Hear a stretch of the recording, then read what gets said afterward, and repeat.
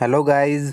आज है 20 अक्टूबर 2020 और 20 अक्टूबर 2020 से जितने भी इम्पोर्टेंट क्वेश्चंस बन सकते हैं वो सभी मैं आपके लिए इस वीडियो में लेकर आया हूँ। उनके साथ में मैं आपको एक्स्ट्रा फैक्ट्स भी बताऊँगा। तो चलिए शुरू करते हैं। तो आज का पहला क्वेश्चन है, परमाणु सक्षम पृथ्वी 2 मिसाइल्स का सफलतापूर्वक रात्रि परीक्षण किसने किया है?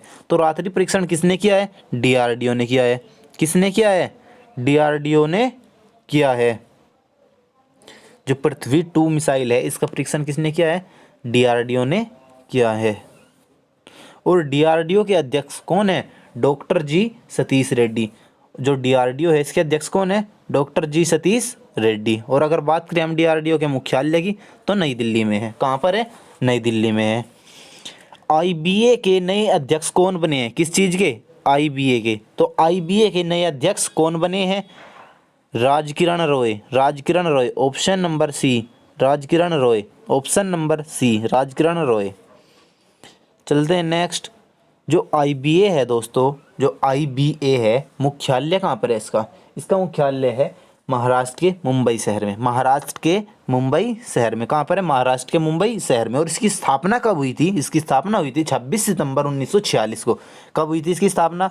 26 सितंबर 1946 को इसकी स्थापना हुई थी। अब बात आती है क्वेश्चन नंबर 3 की। क्वेश्चन नंबर 3 है हमारा, डेनमार्क ओपन में महिला एकल का खिताब किसने जीता है? तो डेनमार्क ओपन में महिला एकल का खिताब किसने जीता है? तो ये जीता है Nozomi Okuhara. Nozomi Okuhara, option number B, Nozomi Okuhara, जो कि एक जापानी बैडमिंटन खिलाड़ी है। कौन है? जापानी बैडमिंटन खिलाड़ी है। चलते हैं क्वेश्चन नंबर 4 की ओर। क्वेश्चन नंबर 4 है हमारा, केंद्र सरकार ने केंद्रीय गृह सचिव अजय भल्ला का कार्यकाल कब तक के लिए बढ़ा दिया है? तो केंद्र सरकार ने केंद्रीय गृह सचिव अजय भल्ला का कार्यकाल कब तक के लिए बढ़ाया है? वो बढ़ाया है 22 अगस्त 2021 तक के लिए। कब तक के लिए? 22 अगस्त 2021 तक के लिए। चलते हैं क्वेश्चन नंबर 5 की ओर। और क्वेश्चन नंबर 5 है हमारा, भारत ने किस साल तक ट्रांस फैट फ्री होने का लक्ष्य रखा है? तो भारत ने किस साल तक ट्रांस फैट फ्री होने का लक्ष्य रखा है? ये रखा है 2022 तक। कब तक का लक्ष्य रखा है? 2022 तक। और जो हमारे केंद्रीय स्वास्थ्य मंत्री है वो कौन है? केंद्रीय स्वास्थ्य मंत्री कौन है हमारे? डॉक्टर हर्षवर्धन सिंह। डॉक्टर हर्षवर्धन सिंह। तो इन्होंने ही इस चीज़ की घोषणा की है। चलते हैं क्वेश्चन नंबर 6 की ओर। क्वेश्चन नंबर 6 है हमारा, भारत सरकार ने किस देश को एक और बड़ा झटका देते हुए रेफ्रिजरेटर वाले एयर कंडीशनर यानी कि एसी के आयात पर प्रतिबंध लगा दिया है? तो एसी के आयात पर प्रतिबंध लगा दिया गया है चाइना। किसको दिया है झटका? चाइना को दिया है। भारत सरकार ने किस देश को एक और बड़ा झटका देते हुए? तो चाइना को। अब बात आती है चाइना देश की, तो चाइना के विषय में जितने भी इंपॉर्टेंट फैक्ट है वो सभी मैं आपको बताता हूँ। चाइना देश की राजधानी क्या है? बीजिंग। चाइना की राजधानी क्या है? बीजिंग। और अगर बात की जाए कि चाइना की मुद्रा क्या है, तो चाइना की मुद्रा है रेनमिनबी। क्या है चाइना की मुद्रा? रेनमिनबी। और अगर हम बात करते हैं कि चाइना के राष्ट्रपति कौन है, तो चाइना के राष्ट्रपति है शी जिनपिंग। चाइना के राष्ट्रपति कौन है? Xi Jinping. और अगर बात करें हम, सिंग युन 201 और 202 नामक 2 उपग्रह लॉन्च किए हैं। चीन के पहले मंगल मिशन का नाम लियोनवेन 1। तो चीन ने जो पहला मंगल मिशन लॉन्च किया है अपना, उसका नाम क्या रखा है? लियोनवेन फर्स्ट। लॉन्ग मार्च 5 रॉकेट लॉन्च किया गया है। कौन सा रॉकेट लॉन्च किया? लॉन्ग मार्च 5 रॉकेट लॉन्च किया। 2022 के जो एशियन गेम्स होने वाले वो कहाँ पर होंगे? वो भी चाइना में होंगे। जो 2022 के एशियन गेम होने वाले हैं वो कहाँ पर होंगे?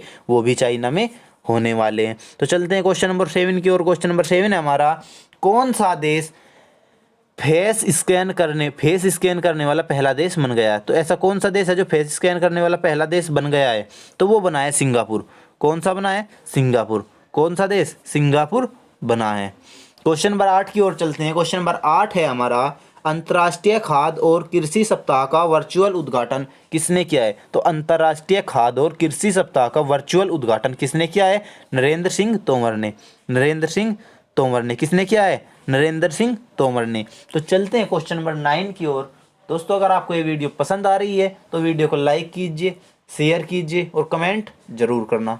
और अगर आप हमारे इस यूट्यूब चैनल पर नए हैं तो चैनल को सब्सक्राइब जरूर करना। चलते हैं क्वेश्चन नंबर 9 की ओर। क्वेश्चन नंबर 9 है हमारा, किस राज्य ने गरीबी रेखा से नीचे रहने वाले सभी परिवारों को 10 रुपये में साड़ी देने की घोषणा की है? 10 रुपये में साड़ी देने की घोषणा किस राज्य ने की है? तो ये किया है झारखंड राज्य ने। किसने की है? झारखंड राज्य ने। ऑप्शन नंबर सी हमारा सही आंसर होगा। अब बात आती है झारखंड राज्य की, तो झारखंड राज्य से उसकी राजधानी पूछी जा सकती है। उसकी राजधानी क्या है? तो झारखंड राज्य की राजधानी है रांची। अगर बात करें हम झारखंड राज्य के मुख्यमंत्री कौन है, तो वहाँ के सीएम है हेमंत सोरेन। कौन है? हेमंत सोरेन। हेमंत सोरेन। अगर बात की जाए कि वहाँ के गवर्नर कौन है, राज्यपाल कौन है, तो झारखंड राज्य के राज्यपाल है द्रौपदी मुर्मू। द्रौपदी मुर्मू, द्रौपदी मुर्मू। अगर बात की जाती है कि वहाँ पर किस चीज़ की कितनी सीटें हैं, तो लोकसभा की सीटें हैं 14। लोकसभा की कितनी सीटें हैं? 14। राज्यसभा की सीटें हैं 6। राज्यसभा की कितनी सीटें हैं? 6। और विधानसभा की कितनी है? 81 सीटें हैं। विधानसभा की कितनी सीटें हैं? 81 सीटें। चलते क्वेश्चन नंबर 10 की ओर। क्वेश्चन नंबर 10 है हमारा, C is for cat, D is for depression. C is for cat, D is for depression नामक पुस्तक किसने लिखी है? तो जो ये पुस्तक है किसने लिखी है? ये लिखी है कायरवी भरतराम ने। कायरवी भरतराम ने। कायरवी भरतराम ने। किसने लिखी है? कायरवी भरतराम ने। चलते हैं क्वेश्चन नंबर 11 की ओर। क्वेश्चन नंबर 11 है हमारा, किस राज्य ने पुलिस भर्ती में 20% महिलाओं के लिए आरक्षित कर दिए? तो जो पुलिस भर्ती होती है, उस जो राज्य स्टेट पुलिस होती है, उसमें 20% महिलाओं के लिए सीटें आरक्षित किसने की है? उत्तर प्रदेश सरकार ने। किसने की है? उत्तर प्रदेश सरकार ने। तो अब बात उत्तर प्रदेश राज्य की आई है, तो उत्तर प्रदेश राज्य की राजधानी क्या है? लखनऊ। उत्तर प्रदेश राज्य की राजधानी क्या है? लखनऊ। और अगर बात करें हम कि यहाँ के गवर्नर कौन है, तो यहाँ के गवर्नर है आनंदीबेन पटेल, जो कि मध्य प्रदेश का अतिरिक्त प्रभार संभाल रही है। अतिरिक्त प्रभार संभाल रही है। कहाँ का? मध्य प्रदेश राज्य का। तो उत्तर प्रदेश के मुख्यमंत्री कौन है? उत्तर प्रदेश के मुख्यमंत्री है योगी आदित्यनाथ। लोकसभा की सीटें कितनी है? 80। राज्यसभा की सीटें 31 और विधानसभा की सीटें 403। दोस्तों, मैं ये आपको जितनी भी इंपॉर्टेंट बातें बताता हूँ, मैं पर हर क्वेश्चन के साथ आपको बताता हूँ, इसलिए जब भी रिपीट हो तो आप भी मेरे साथ बोला कीजिए, जिससे आपके ये याद हो जाएंगे। तो चलते हैं, उत्तर प्रदेश के कौन कौन से राष्ट्रीय उद्यान और वन्य जीव अभ्यारण्य है? तो दुधवा राष्ट्रीय उद्यान, राष्ट्रीय चंबल अभ्यारण्य, दुधवा राष्ट्रीय उद्यान, राष्ट्रीय चंबल अभ्यारण्य, नवाबगंज पक्षी अभ्यारण्य और चंद्रप्रभा वन्यजीव अभ्यारण्य है। तो चलते हैं क्वेश्चन नंबर नेक्स्ट की ओर। क्वेश्चन नंबर नेक्स्ट है हमारा, हाल ही में किस देश के पासपोर्ट को सबसे शक्तिशाली घोषित किया गया है? तो जो हाल ही में सबसे शक्तिशाली पासपोर्ट घोषित किया गया है, वो किस देश का घोषित किया गया है? न्यूजीलैंड का। न्यूजीलैंड का। अब बात करें न्यूजीलैंड देश की, तो न्यूजीलैंड देश की राजधानी हो जाती है वेलिंगटन। न्यूजीलैंड की राजधानी हो जाती है वेलिंगटन। मुद्रा हो जाती है न्यूजीलैंड डॉलर। मुद्रा हो जाती है न्यूजीलैंड डॉलर। और अगर बात करें हम यहाँ के प्रधानमंत्री की, तो जैसिंडा ऑर्डन। Jacinda Orton. चलते हैं क्वेश्चन नंबर 13 की और। क्वेश्चन नंबर 13 है हमारा, किस बैंक ने अपने ग्राहकों के लिए व्हाट्सएप ऐप बैंकिंग सेवाएं शुरू की है? तो किस बैंक ने अपने ग्राहकों के लिए व्हाट्सएप बैंकिंग सेवाएं शुरू की है? तो ये की है आईडीबीआई बैंक ने। कौन से बैंक ने? आईडीबीआई बैंक ने। अब बात आती है आईडीबीआई बैंक की, तो आईडीबीआई बैंक की स्थापना कब हुई थी? तो ये हुई थी 1 जुलाई 1964 ईस्वी को। 1 जुलाई 1964 ईस्वी को। अगर बात करते हैं हम यहाँ के मुख्यालय की, तो यहाँ के मुख्यालय कहाँ पर है? इसका आईडीबीआई बैंक का मुख्यालय है मुंबई शहर में। कहाँ पर? मुंबई शहर में। अब बात करें हम इसके सीईओ की, कि इसके सीईओ कौन है? तो इसके सीईओ है राकेश शर्मा। कौन है इसके सीईओ? राकेश शर्मा। और अगर हम बात करते हैं कि मूल संगठन कौन सा है, ये भारतीय जीवन बीमा निगम। भारतीय जीवन बीमा निगम, LIC।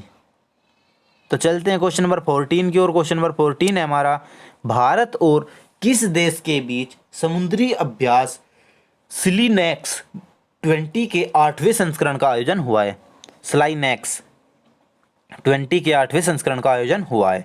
तो दोस्तों, आपको पता ही चल रहा होगा, SL से श्रीलंका और IN से इंडिया और EX से एक्सरसाइज। तो श्रीलंका इंडिया एक्सरसाइज 20 के 8वें संस्करण का आयोजन कहाँ हुआ है? तो श्रीलंका में हुआ है। तो किस देश के बीच हुआ है? श्रीलंका और भारत के बीच हुआ है। अब बात आती है श्रीलंका देश की, तो श्रीलंका की राजधानी है जयवर्धने पुराकोट्टे, जयवर्धने पुराकोट्टे। एडमिनिस्ट्रेटिव कैपिटल है यहाँ की, और कॉमर्शियल कैपिटल है कोलंबो। कॉमर्शियल कैपिटल कौन सी है? कोलंबो। अब बात करें कि यहाँ की करेंसी क्या है, मुद्रा क्या है, तो श्रीलंकाई रुपया। तो यहाँ की मुद्रा क्या है? श्रीलंकाई रुपया। और अगर हम बात करते हैं कि यहाँ के राष्ट्रपति कौन है, तो यहाँ के राष्ट्रपति है गोताबाय राजपक्षे, गोताबाय राजपक्षे। और अगर बात करें हम प्रधानमंत्री की, तो प्रधानमंत्री है महिंद्रा राजपक्षे, महिंद्रा राजपक्षे, महिंद्रा राजपक्षे। श्रीलंका की पहली महिला प्रधानमंत्री और विश्व की पहली महिला प्रधानमंत्री कौन है? तो सिरिमाओ भंडारनायके।